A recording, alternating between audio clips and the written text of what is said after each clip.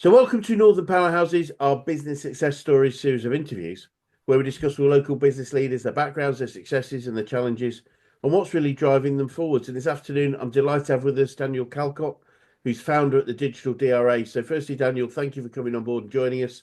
And if you'd like to introduce yourself, Digital DRA, what you do, how you help people, that would be amazing. Perfect. Thank you for having me.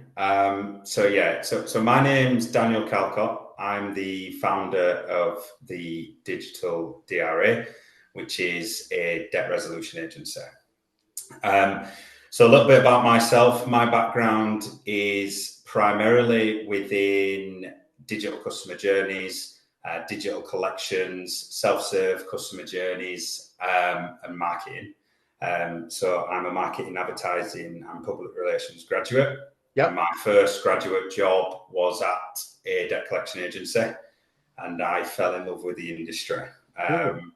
Little bit strange saying that you're in love with the debt collection industry, because obviously when people think of debt collection, it's not usually something positive that they think of or have to say. That's something that I'm quite passionate about changing through my work with the Digital DRA. So the Digital DRA is the UK's first FCA authorised debt resolution agency. So we are the first to drop the terminology collections, move away from the negative perception around debt collection in general, and more towards a customer-centric approach. So we've positioned ourselves more as a helping hand than the big bad debt collector. Love it. So yeah, and part of that was coming out of COVID. There was a lot of people that struggling with finances, falling behind with payments, and a lot of them have never been in that situation before. Yes. So the debt collection image, public image, can be quite scary if you don't understand it. So yeah, we do a lot of work to kind of shift and move away from that perception and kind of re-educate people on what we actually do in terms of customer journey and how we fit into the credit life cycle. So yeah, the Digital DRA was founded in March 2021. Originally there was myself and my business partner. We'd actually started working on it a few months prior, because when I left, so I got a little bit unlucky. So I left my previous role at a debt collection agency with the hopes of securing a new role. A week after I left that role, COVID hit. So all the interviews and stuff that I had planned got cancelled. So I was left twiddling my thumbs at home for about 6 months. Luckily, the weather was great. It was that summer when it was very hot. So there were a lot of sat in the back garden. I had a newborn son at the time, so Rudy were only a few months old.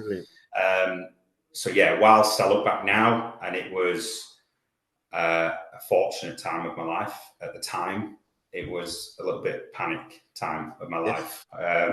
So I didn't really know what was going on. I had finite money. I was starting to run out of money. So yeah, there was a real struggle back then. And that kind of led me into, well, I love the industry that I work in, but I see its flaws, and I think things can be done differently and better, mainly with customer in mind. So that is when we got to work and started building. And essentially, there were two key differentiators. First, the brand. I've touched on what we do there around dropping the terminology collection. We position ourselves more around helping people resolve overdue accounts, make sure they get the support that they need. We do a lot more than manage payments and take payments from customers. Yes, what we do, there's a large portion of what we do is processing payments and helping customers manage payment plans. But there's a lot more. So there's a lot of support tools that we can get customers access to, which isn't necessarily branded and advertised very well to customers traditionally with traditional debt collection techniques. The second is the approach, hence the digital element to our brand. We wanted to move towards a solution, a service that catered to today's consumer. The vast majority of people are happy running their lives digitally. They engage with family members, friends digitally. Yeah. When they want to engage with businesses, they want to do that digitally. They would much prefer to do it on web chat or WhatsApp or email than have to speak on the phone. And we carried that logic through to debt collection, which at the time was a relatively alien concept, that we will build self-serve tools and promote inbound positive engagements, give customers the choice and convenience of choosing when to engage with us, rather than plug them into a outbound dialer system that will ring them 3 times a day, ring them when they're at work, catch them inconveniently. Our solution was more about providing and meeting customers where they wanted to be met, opening that door to inbound positive engagement on communication channels that every data point at the time was showing you consumers prefer. Yes. So why would they want to manage the debt any differently? So that is essentially what we built our business on, those 2 key differentiating pillars. And like I say, we were the first to really push that within our industry. Starting the business was quite difficult. We work in a heavily regulated environment. So whilst we had this fantastic idea of brand, we had this fantastic idea of, in terms of the tech that we were building and the service we wanted to provide, that wouldn't have been possible unless we hit the regulatory milestones that were required of us to operate in this industry. So that's took about 6 months to get through that process before we could launch. And then thankfully we got through that. We got the authorisation that we needed from the Financial Conduct Authority. And since then, it's been full steam ahead. Brilliant. That's very exciting. And so, when you're growing up, is this what you thought you'd be doing, or did you have other? No, never. And that's kind of what I touched on at the beginning. It's strange saying, "Oh, you're in love with the debt collection industry." Nobody ever wakes up and like, "Oh yeah, I want to work in debt collection." It came about completely randomly. Like I say, I finished university, I had my degree. My graduate job at the time was doing marketing within a debt collection agency. And that's how I got my introduction to the industry itself. Part of that role was kind of jumping in and out of every aspect of the business. So I spent time on the phone, actually dealing with customers, helping them resolve their accounts, clear their accounts. So I've been the person on the end of the phone talking to people that are struggling with debt. Then it were all the usual stuff like the finance, the business support, the marketing, the client relationship, the new business sales. I just love the role. But decided to move on from that company. And then COVID hit, which kind of, look back now, it's a bit of a blessing in disguise, because it gave me the time to sit and think and plan, which I might not have necessarily had if I'd have jumped straight into another role. That's kind of how it all came about. And then now one of the things that I'm quite passionate about, and one of the pillars that the company was founded on, was that whole resolution, not collection piece to the brand. And it is around changing the persona of debt collection, because it is not what people think. When you say debt collection, they think you're going to come to my house, you get the usual baseball bat jokes, and it's just not that. The brand, we do a lot in terms of corporate social responsibility and just marketing back to the general public that aren't necessarily our customers, around educating people, just everyday consumers, what a debt collection agency's role is in the customer journey. Because we are a necessary cog in this customer journey. Without us, there's potential. Obviously, businesses need, if they lend out money, they need that money back. We are a necessary cog, but we have a lot of options and tools available to us that we're able to support people a lot more than they think. So that resolution piece is quite important to the company as we grow. We've been able to thankfully spend a little bit more on marketing initiatives. So we've done a lot of weird and wonderful marketing campaigns aimed at the general public. We've had petrol station pump campaigns around let's talk about debt, encourage people to open up, talk about finances in general. Yeah. Still very much a taboo subject, even between close friends and family. Yep. Doesn't need to be. If you're struggling, again, you need to be talking about it. And if you are contacted by a debt collection agency, debt resolution agency like mine, we are there to support you. We have a responsibility to support you. It is not all about taking the last bit of money that you have. That is the last thing on our minds. The first hurdle we have to get over is that engagement piece, making you feel comfortable to talk to us. Brilliant. So yeah, that's kind of the avenue that the business works towards now. Brilliant. And then as you've grown, I think you said you're up to sort of 12 people, so it's a well done. What as you've grown, looking back, what are some of the biggest issues you had to overcome, Daniel? Yeah, so obviously the biggest issue is space. Right. We at first it was myself, my business partner Stuart, sat on a pop-up desk in my front room, and that was that's how we essentially built the business from the ground up. We then kind of, luckily, from a friend of a friend that Stuart knew, we managed to move into a little bit of an outbuilding attached to a windows and doors company. But that was not very glamorous and not somewhere that you would want to take clients or have employees. So then, the hurdle was finding a home for the business. And this is a massive shout out to the LC Whiteley Innovation Centre where we are now, to be fair, because this is a charity run council organisation. So for startup companies in Calderdale, we had access to a grant that basically gave us the rent 50% off for 9 months, which made the space affordable. Brilliant. So being able to access that meant that we could come to here. And then that was almost the first step up in the business. Like, right, this is real now.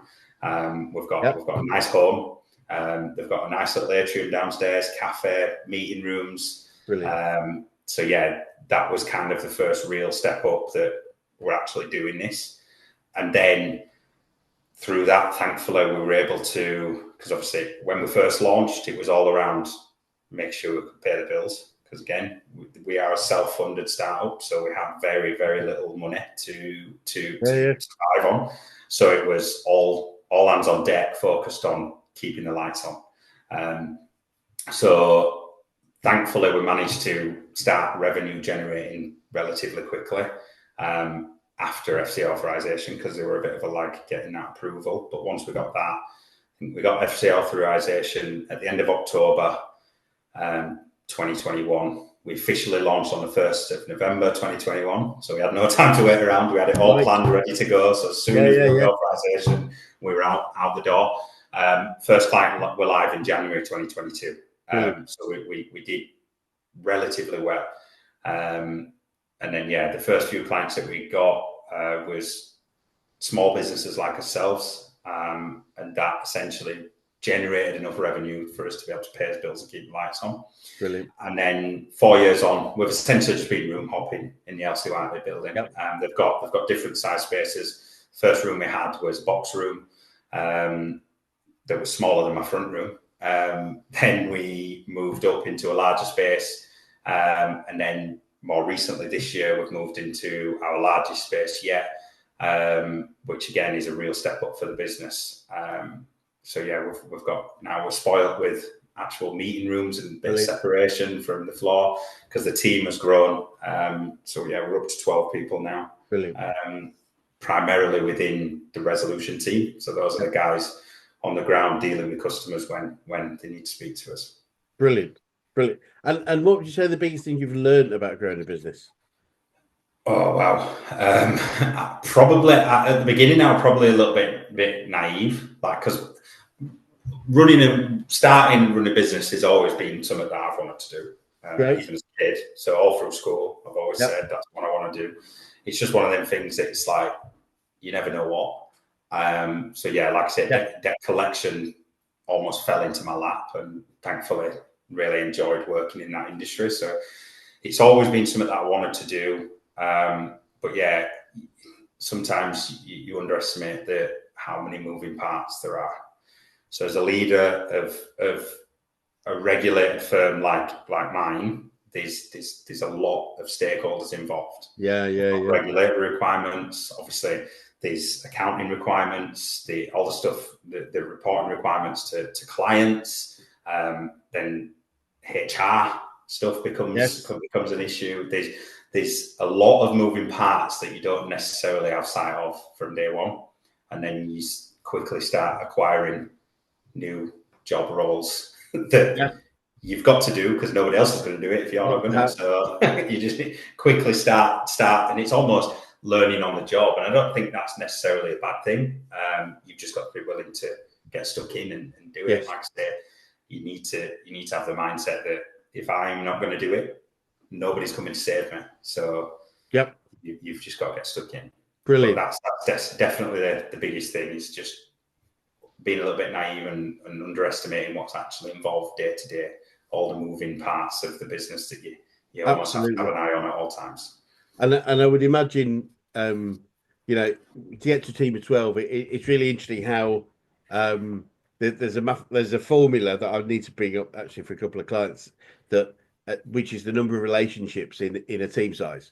So if there's two of us, there's one-to-one relationship. There's three of us, it's three relationships, me, you, and the other person, and it goes exponentially. So by the time you get to 10 people, I think it's something like 30 different relationships going on, and you sort of wonder why. So statistically, as you grow a business, we're bound to have challenges. So I would imagine, it's accepting that that's probably going to happen, so that we can deal with it, because it's just once you get to 12, just adding one more person adds a whole level of complexity again. Definitely. And I think that's obviously because at first it was almost like everyone reporting into me, Stuart, Tom, who's his other business partner now, and Aaron. But then it's like we're almost at a point now where we're hiring a little bit more senior. We're bringing specialist people in that are taking the weight off our shoulders, really, and starting to own certain areas of the department, which is great. And again, it is just another sign of how far the business has come. And I kind of, externally, when I talk about this, I talk like it's more, this year is now around moving out of that startup phase and into a real scale-up business where we start maturing in terms of the team, start maturing in terms of processes and procedures, and start maturing in terms of client base as well. Because now we've started to attract some quite large clients, some well-known, some of the largest UK-based companies we're now working for. So we're growing quickly. But it's good. It's organic. We're not biting off more than we can chew. We're delivering on the promises we're making to clients. So that's number one priority for us.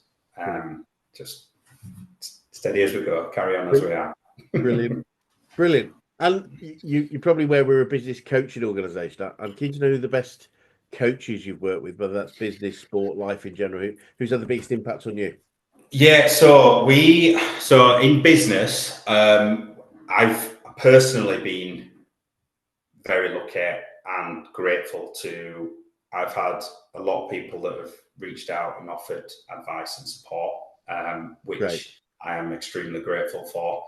So yeah, I think that's quite important that you've got to be open to that. You've got to acknowledge that you're new to it. You don't know everything. Yep. You are going to make mistakes. So if there's someone there that's been there and done that, listen to them, accept the help if they're willing to give it. Brilliant. And I've been very, very grateful to the people that have helped me personally and the business. And then, yeah, from a young age, I've been involved in sport, not so much anymore. So I used to be a rugby league player from a young kid up to my early 20s. So yeah, obviously there's a lot of skills, mindset stuff that you learn just naturally, just being involved in that kind of sport culture, the culture of rugby league. So yeah, some of that stuff has definitely stuck with me. Don't necessarily play as much sport nowadays. I don't think I've got it in me anymore. But yeah, that's definitely stuck with me. Some of that stuff, childhood coaches. Even some of my friends now have gone on to play at the highest level in rugby league.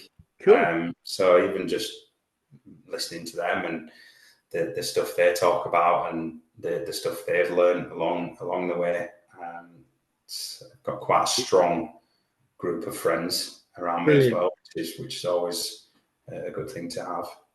Yeah. I'm quite friendly with Tony Smith, the ex-Rhinos coach. Obviously went to Hull and Hull, and we talk a lot about coaching principles, and it is, there's a lot to be learned from. We take a lot of what we do in our business coaching, the coaching bit we take from sport because it's been going on in sport a lot longer. Yeah, and that's what I mean. A lot of the mindset stuff in sport is transferable over to business. Absolutely. So yeah, it definitely is, and it's definitely useful. So yeah, there's playing around with the idea of getting a couple of them in to speak to the team and do a bit of a session with the team as well. So that'd be good. Brilliant. Might be help you there, as I say. Tony's out there. Funny enough, we had we have a 2-day national business conference every year. We've just finished. It was last Thursday, Friday, and we had Kevin Sidfield speaking. Nice. And he was just stunning. I mean, he really is just an amazing. Not just because he's it was really interesting. I was just talking to a couple of friends that it really had an impact on most people. There were literally 1,200 business people in a room, and there probably wasn't a dry eye in the house. I would say some of the stuff he's doing at the minute's great, isn't it? So it really is. Yeah. It was funny. It was funny though, Daniel, because we were talking about purpose and various things, and I realised he is very much a hero of mine, and I realised it wasn't because he's an ex-rugby. He's played rugby. I used to play union. I didn't play league, but British play union. Or the fact that he's done all these amazing, feats of endurance. It's just because wants to be a great, he's a great. Yeah. I think some of the stuff he's done, it's unbelievable, really, isn't it? If you think about it, just take a step back and look at it. It's 100%. I mean, doing 101 miles in 24 hours. It's just like that's just nuts. And 7 ultra marathons in 7 days in 7 cities. It's just stunning. Brilliant. No, I could talk about that. But and whether it's from your coaches or anywhere else, have you got any favourite quotes or sayings you catch yourself using about business or personal success? Or I don't know. You don't have to. Some people have loads. No, I don't think I do. I don't think I do have a favourite. Well, one's not coming. You put me on the spot. It's all good. No, one's not coming to mind. Cool. That's probably the one question that's put you on the spot. We talked before. Yeah. We'll move quickly on. There's a second question that may or may not be similar, but do you have any favourite books or podcasts you follow or read about business and success that have been useful to you? And again, there may be none, there may be so the main ones I kind of listen to are more industry specific, so they're not necessarily the big well-known ones that people band about. Obviously there's the usual Diary of a CEO, although more recently I've kind of fallen out of love with that one a little bit. Right. But the original Diary of a CEO stuff was great. There's a few books. Again, you put me on the spot. I can't remember the title of it, but our reading around like the concepts of marketing. I'll have to find them and send them over to you. Yeah, thank you. Which I use in, obviously I'm quite interested in marketing. That's primarily my background. Yes. But some of the concepts out of those kind of fed directly into the strategy of marketing DRA. It's hard to market a brand that's probably the debt collection brand is an unloved brand, we say. So getting that balance right is difficult. Yeah. So yeah, there's definitely some of the concepts picked up from those that I've lent on, mainly around being bold, not being scared to be creative. So yeah, I'll send them over. You put me on the spot again. Thank you. That's the last. I think that's the last one that might pull it. Everything else about you in the business, you're all good. And forgive me for saying those two, but look, you know, some people do have things, some people don't, and it's cool, as I say. But I collect quotes, I collect knowledge on books and stuff. So if you do have anything, please send me over. I just love to learn from other people about what they've learned. But cool. And so looking forward, Daniel, what does the future look like for you guys, and what challenges do you think you might face, if any? Challenges will face hundreds. We seem to have a new challenge every day. So yeah, a future for us, like I say, so we have just started a new financial year, and this year is around transitioning from startup to scale up, really establishing the business, maturing the business in terms of team, processes, procedures, service. So yeah, there's going to be a real transition towards that scale up mentality within the business. And obviously with that, there will become increased demand and responsibility that will fall on our team. So building the right team is fundamental to that. And thankfully, we've done extremely well with the team that we've built so far. We're very grateful to have them. So yeah, this year is about that, establishing the Digital DRA as a major player within this industry.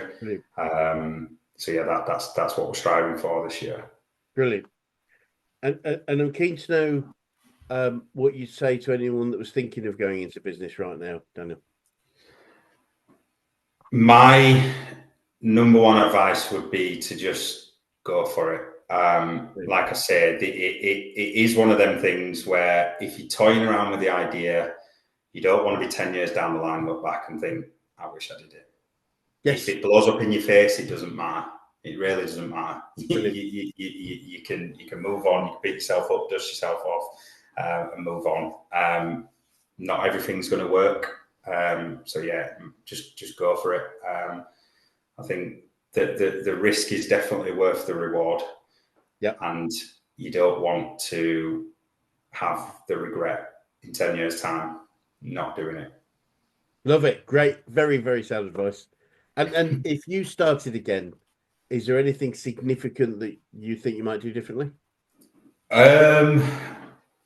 Nothing's jumping to mind. I think there's probably a few individual decisions that could have probably been made a little bit differently. But in terms of, it's potentially a little bit cheesy, this, but it's almost like everything that happened for a reason. And we are where we are now because of everything that we've learned and done wrong. And without doing that, we potentially would not be where we are now. So a little bit cheesy, but it's almost like, well, without going through that and doing that, cheesy or not, I completely agree. It's what I feel. Somebody actually turned it on me when I was doing this interview. So, what do you think? And I said, well, no, I wouldn't. The chat. If you did anything differently, you may not be sitting here right now. Whatever reason, in a good way or bad way, but we wouldn't. So, if we're cool with where we are, then that's cool. So no, I totally get that. And final question: what would be the best advice you could give an 18-year-old you if you could go back in time and do that? Oh, 18-year-old me. I don't think 18-year-old me had listened. That is a problem. So yeah, but I think it's more. advice, again, it's similar to the just go for it advice. I think it's, if you see something that you think can be done better, don't be scared to do it. And you can't be scared to show the world your work. Brilliant. Everybody's going to have their own opinion, so just get it out there. Don't be scared. Be creative. Don't be scared to be creative.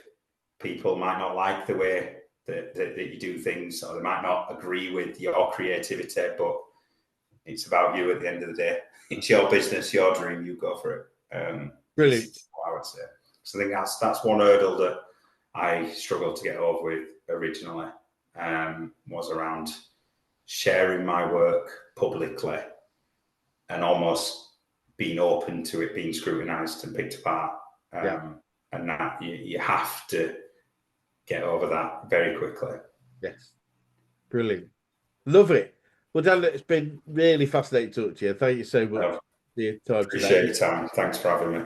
All good. It'd be great to swing by another 12 months, 6-12 months, just see how things are going. And for anyone that's watching right now that'd like to get in touch with you or the Digital DRA, what would be the best way to do that? Feel free to read. Probably LinkedIn is probably the best way. I am fairly active on LinkedIn. So yeah, feel free to reach out. It's Daniel Calcott. So yeah, if anybody does want to reach out, feel free. Brilliant. Well, for now, thank you so much. Appreciate your time.